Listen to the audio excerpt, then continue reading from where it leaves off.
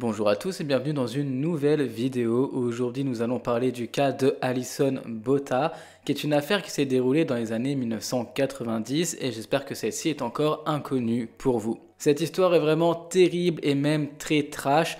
Donc pour les plus sensibles d'entre vous, je vous conseille peut-être de skipper cette vidéo puisque nous allons parler de choses relativement gore. Donc évidemment, pour ceux qui aiment bien manger lors de nos vidéos, je vous conseille peut-être de repousser votre repas à un petit peu plus tard ou alors de regarder la vidéo après avoir mangé. Et donc sans plus tarder, c'est parti pour l'affaire de Alison Botta.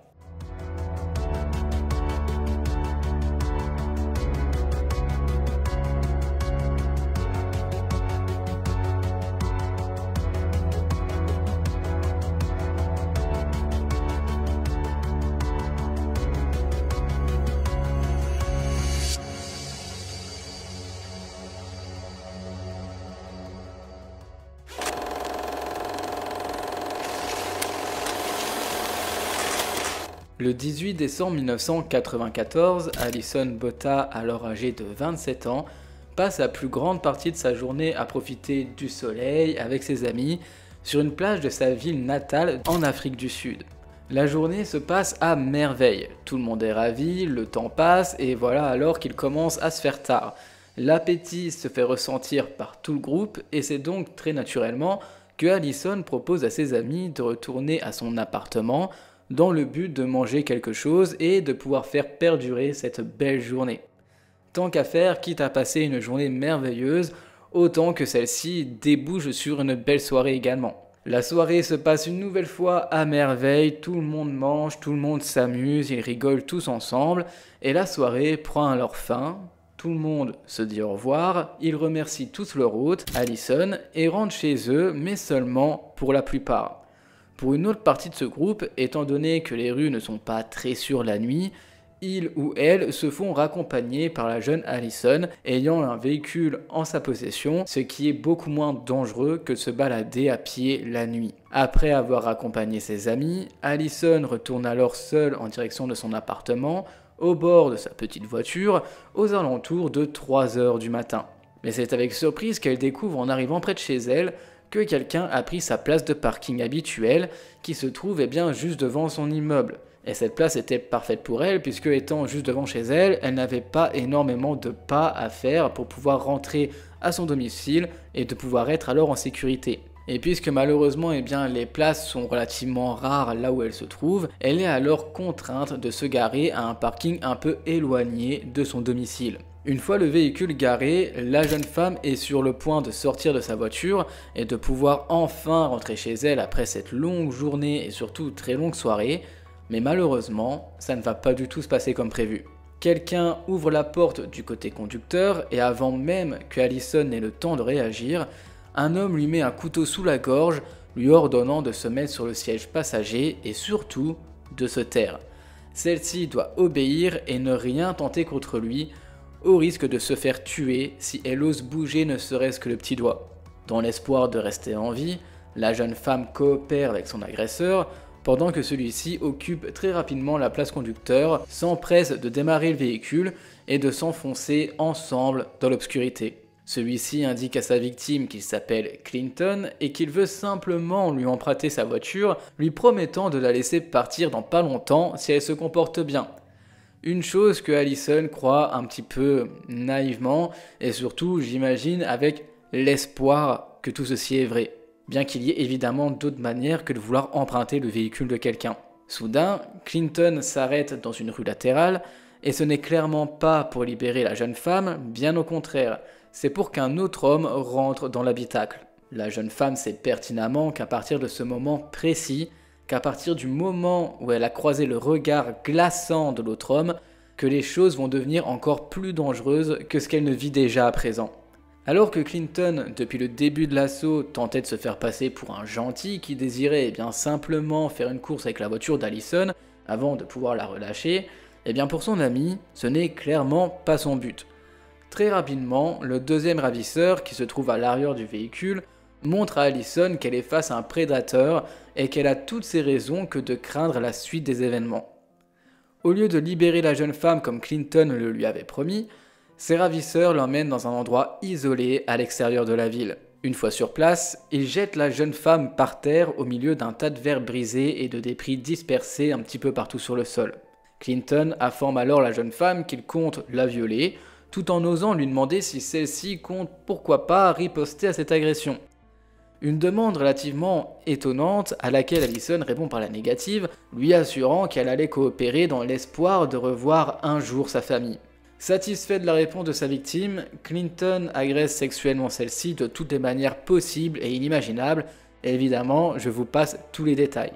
Une fois cet acte répugnant terminé, il remet Allison à son complice qui agresse également la jeune femme, mais cette fois-ci encore plus violemment que Clinton, tout en l'étouffant régulièrement. Allison, qui sombre dans l'inconscience, perd complètement le contrôle de ses fonctions corporelles. De plus, ces deux agresseurs ayant déjà été arrêtés dans le passé pour des accusations de viol, se disent que la seule et unique façon d'éviter la prison est de s'assurer que leur victime ne peut pas se rendre à un commissariat pour les dénoncer.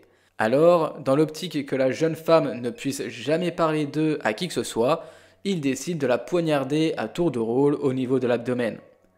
Après 37 coups de couteau au niveau de son ventre, ces agresseurs pensent naturellement, comme quiconque l'aurait pensé finalement, qu'il en était fini pour la jeune femme, qui perdait même ses intestins tant les blessures ont été violentes. Les deux hommes se tiennent alors debout face à leur victime comme si de rien n'était.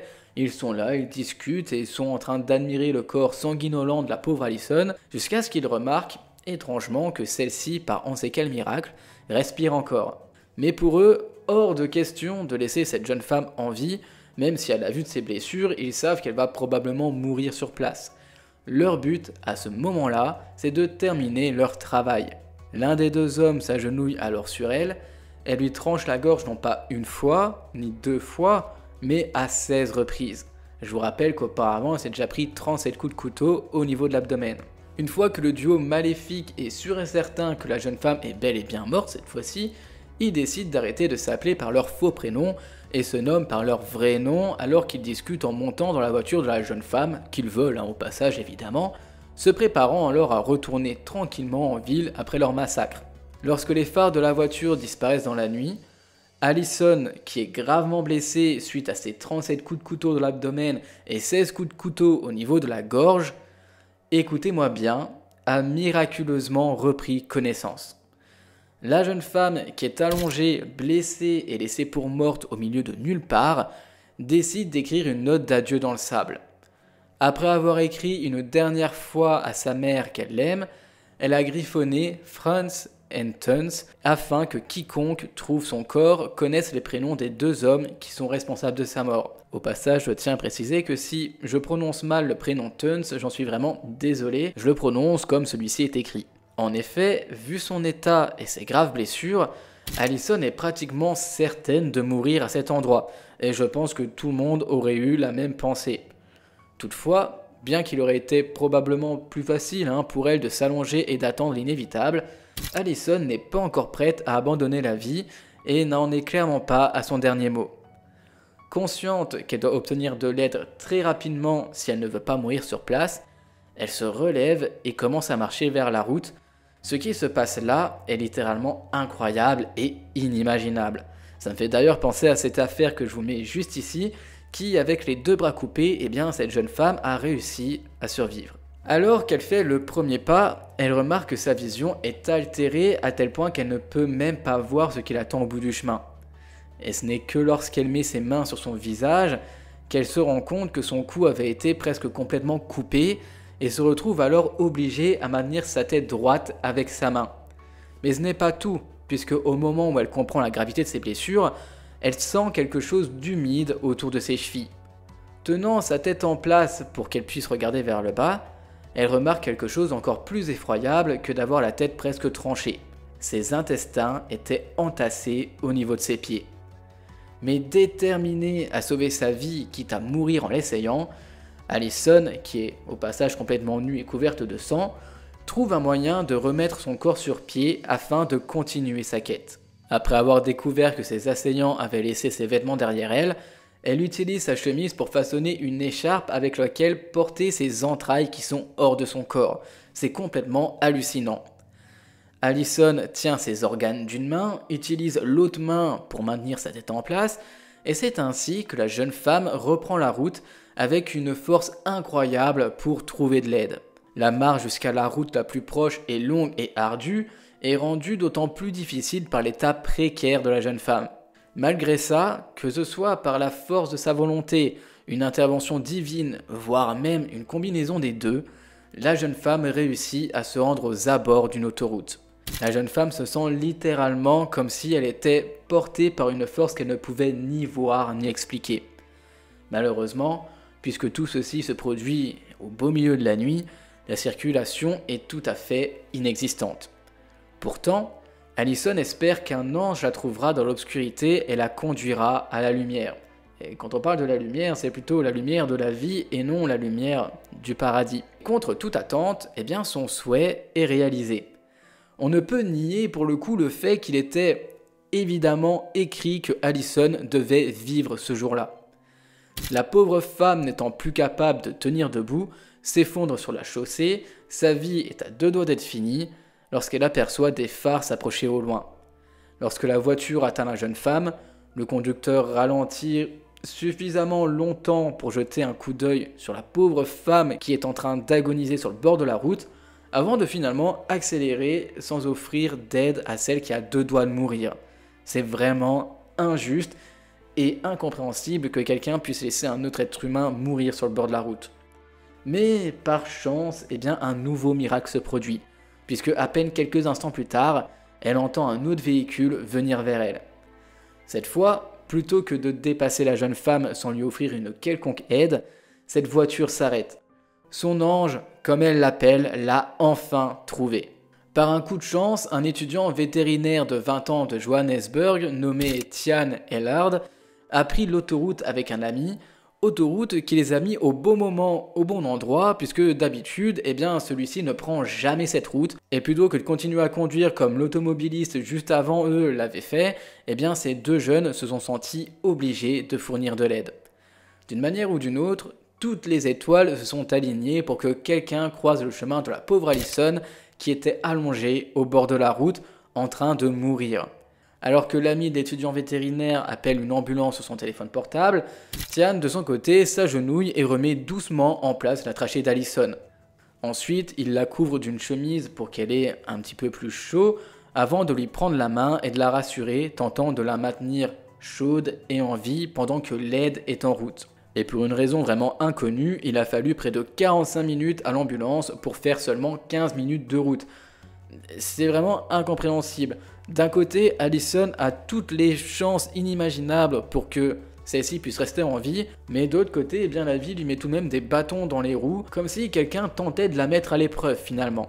Quand les ambulanciers arrivent enfin sur les lieux, bien qu'ils ne le disent pas à haute voix sûrement en respect pour la victime, les réactions des ambulanciers qui semblent stupéfaits quant à la situation suggèrent qu'ils pensent que les chances de survie de la victime sont réduites à néant. Et je pense que plus d'une personne aurait réagi de la même manière et aurait pensé exactement la même chose.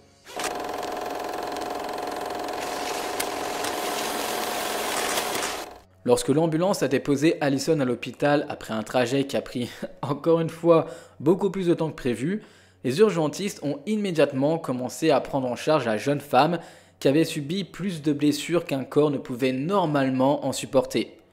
Malgré ça, croyant que là où il y avait la vie, il y avait de l'espoir, ils ont mis toutes leurs connaissances possibles au service de leur patiente pour la maintenir en vie, cette patiente qui avait montré une volonté remarquable pour vivre. Après tout ce qu'elle avait vécu, ce terrible périple pour rester sur cette terre, il était hors de question de ne pas se donner à 2000% pour sauver la jeune femme. Tian, qui a suivi les premiers intervenants à l'hôpital, est resté à proximité jusqu'à ce que Allison soit stabilisée, et miraculeusement, aucune des 50 blessures au couteau que la jeune femme avait vécues n'avait touché une artère ou encore même un organe vital. Même s'il était couvert de saleté et de débris, ces blessures pourtant béantes n'avaient montré aucun signe d'infection. C'est vraiment incroyable. Mais à la suite des horribles blessures à sa gorge, évidemment, un tube a été inséré dans la trachée d'Allison pour pouvoir l'aider à respirer et ce n'est clairement pas étonnant.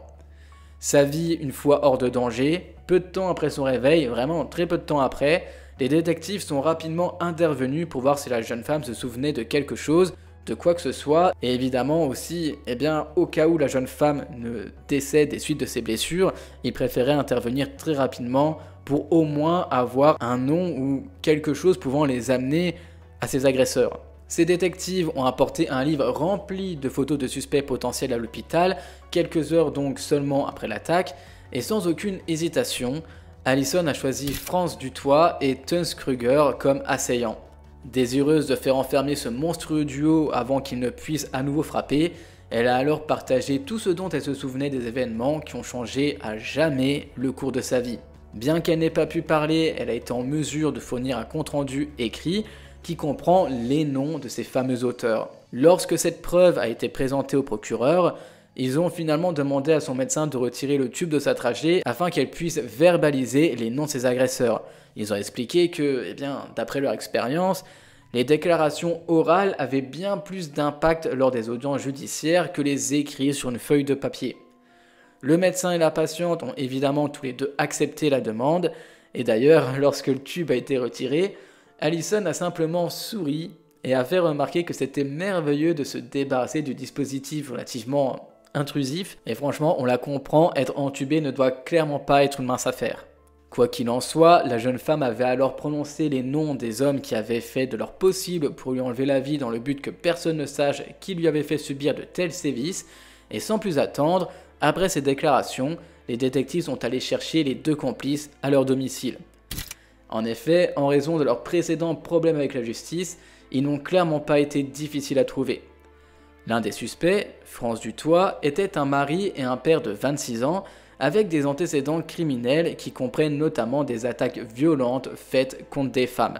Et bien qu'il ait été accusé de viol à plusieurs reprises, il s'en était régulièrement sorti avec simplement un bracelet électronique, un avantage sûrement dû au fait que son fameux papa était un policier. Et vous verrez d'ailleurs par la suite que son père s'en est mordu les doigts. Outre sa réputation de délinquant sexuel, Franz avait également une réputation de pyromane qui avait causé des incendies criminels, ayant même mis le feu à une école lors de son adolescence. Chez le jeune homme, on peut dire que son parcours criminel a commencé bientôt.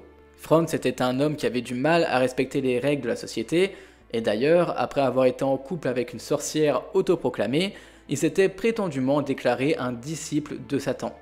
L'autre moitié de ce duo ignoble était autant, si ce n'est pire que son partenaire. Tuns Kruger, âgé de 19 ans, avait lui aussi du mal à avancer correctement dans la vie sans faire de vagues. Le jeune homme aurait grandi au sein d'une famille prétendument violente, et son père, plutôt que d'être dans l'application de la loi comparé au père de Franz, était un criminel notoire qui a été en prison une grande partie de sa vie, bien qu'il était sorti de celle-ci pendant une partie de l'enfance de son fils. Le jeune homme, comme son coéquipier, s'était également impliqué dans le satanisme. Alors que Franz avait eu plusieurs relations avec des femmes, s'imaginant d'ailleurs être un bourreau des cœurs, Tuns de son côté n'avait clairement pas la même chance avec la gente féminine. Le jeune homme était quelqu'un que la plupart des femmes trouvaient répugnant, de par toutes ces idées qui le rendaient vraiment complètement laid. Plongé par le rejet constant, il avait grandi en haïssant le sexe opposé presque autant qu'il le désirait sexuellement. Une fois les deux hommes arrêtés, lorsque Franz a été interrogé par la police au sujet de ce qui était arrivé à Allison, celui-ci a rapidement supposé qu'il était interrogé concernant un meurtre. Pas un seul moment il s'était imaginé que la jeune femme était encore en vie. Mais lorsqu'il a été informé que sa victime avait survécu, il s'est vite retourné contre son complice. Il a d'ailleurs remis une bague recouverte de sang qui était identifiée comme appartenant à Allison Botta. S'il y avait eu des doutes persistants quant à son implication, toutes ces pensées ont été rapidement effacées à ce moment-là. Peu de temps après, une fois que Allison était en pouvoir de le faire, on lui a demandé de choisir parmi tout un tas de suspects ses attaquants derrière un miroir sans teint. D'ailleurs, son cas était le premier de l'histoire du système juridique sud-africain dans lequel un miroir sans teint était utilisé pour protéger une victime d'avoir à se retrouver face à face avec ses assaillants présumés. Même s'ils avaient modifié leur apparence pour tenter de contourner la justice, Allison avait facilement retrouvé Franz et Tuns.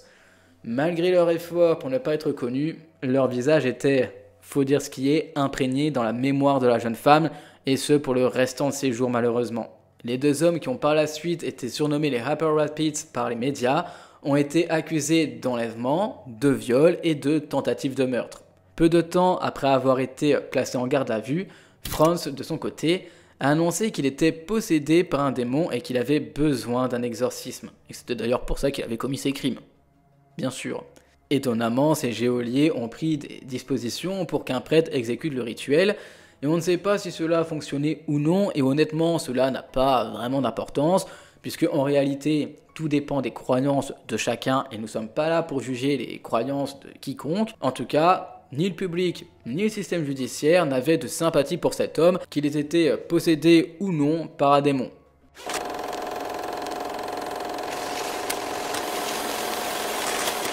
Le procès de ces deux monstres a commencé le 12 juin 1995. Avant la fin de la journée, l'un des avocats de la défense a retiré ses services pour des raisons éthiques selon lui. Au cours de la procédure, deux victimes antérieures avaient pris position pour raconter les sévices subis des mains de la part des accusés. Clairement, ces deux hommes sont en mauvaise posture.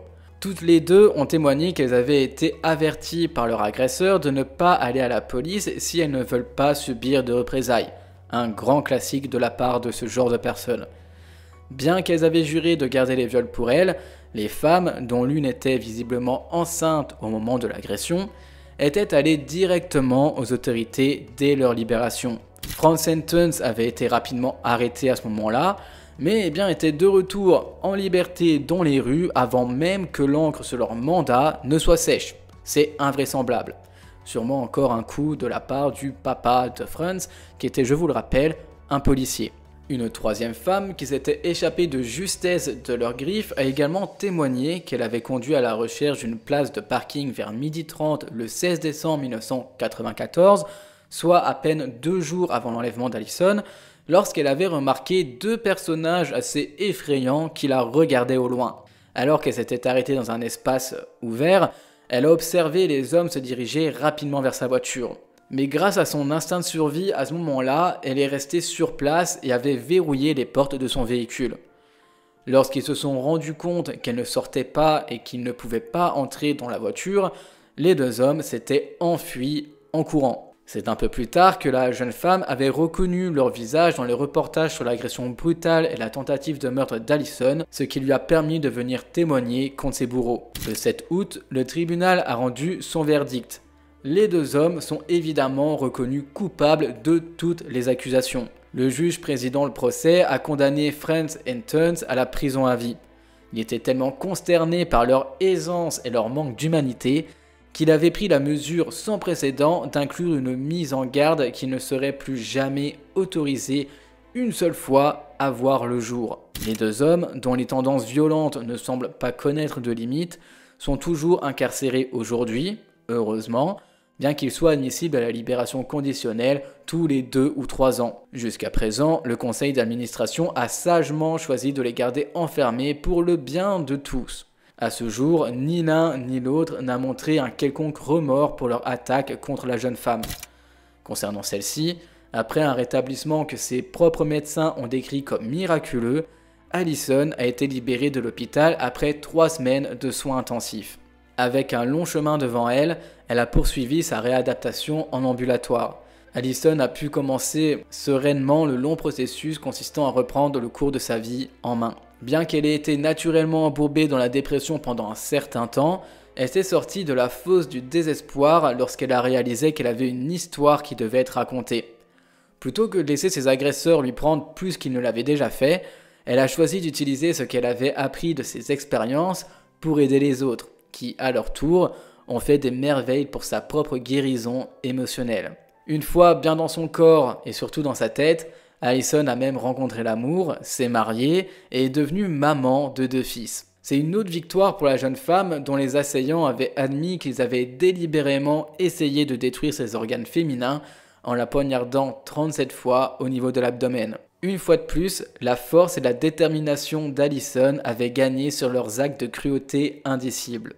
En 2016, un livre traçant l'histoire de la jeune femme a été publié et un petit peu plus tard la même année, un documentaire sur les événements quasi fatals et leurs conséquences a également été produit. Le film, intitulé à juste titre Allison, a été salué par le public et les critiques comme un triomphe de l'esprit humain. Et c'est avec littéralement audace que lorsque Franz a eu vent qu'un film était fait sur l'affaire, qu'il avait proposé d'être interviewé, mais seulement si Allison soumettait une lettre de pardon manuscrite à l'avance. Non mais, c'est vraiment le culot. De plus, il a également demandé une part des recettes du documentaire et du livre, ainsi qu'une réduction des revenus qu'Allison a reçus de ses discours. Dans la réalité de ce monstre, elle n'aurait pas eu ces opportunités sans lui, sacrées opportunités, et il devrait donc avoir le droit de partager le butin. Sans blague, je n'ai jamais vu un criminel avec autant de culot que cet homme. Ne voulant pas être des pions dans son jeu tordu, Allison et son équipe ont évidemment refusé de répondre à ces demandes qui sont jugées comme ridicules. Tian Ellard, l'homme qui avait sauvé la vie d'Allison sur ce bord d'autoroute, a été si profondément touché par l'incident et ses conséquences qu'il a décidé de mettre de côté ses plans pour être vétérinaire et au lieu de traiter les animaux, il s'est inscrit à l'école de médecine et est même devenu médecin. Des années plus tard, c'est d'ailleurs lui qui a aidé à accoucher le deuxième enfant de la jeune femme qu'il avait autrefois tiré des griffes de la mort par une nuit solitaire de décembre. Le détective Melvin Humpel, qui avait travaillé sans relâche pour traduire les odeurs en justice, est malheureusement décédé en février 2020 d'une crise cardiaque.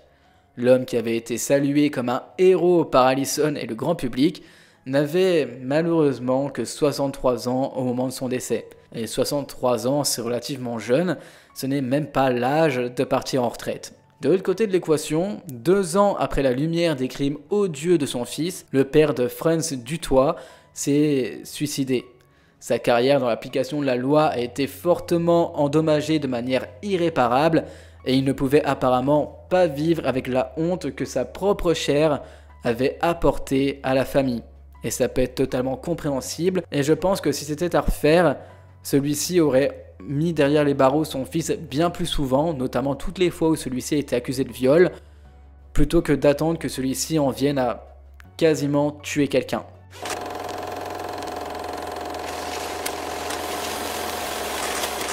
Et c'est donc tout pour l'affaire de Allison Botta. J'espère que cette affaire vous aura intrigué et plu, et surtout que vous ne la connaissiez pas déjà. J'imagine évidemment que certains d'entre vous la connaissaient, puisque j'ai pu voir sur YouTube que certains d'autres youtubeurs l'avaient déjà traitée. Mais personnellement, cette affaire, je la trouve tellement folle et hallucinante que je me devais de vous la partager. D'autant que, comme certains l'avaient dit dans les commentaires, toutes les personnes qui nous suivent ne suivent pas forcément nos autres confrères. Donc voilà, c'est un honneur de partager cette affaire qui est vraiment miraculeuse, et c'est le cas de le dire. C'est incroyable que cette femme ait réussi à survivre à de telles blessures, et peut-être que ça pourra donner un petit peu d'espoir à certains d'entre vous.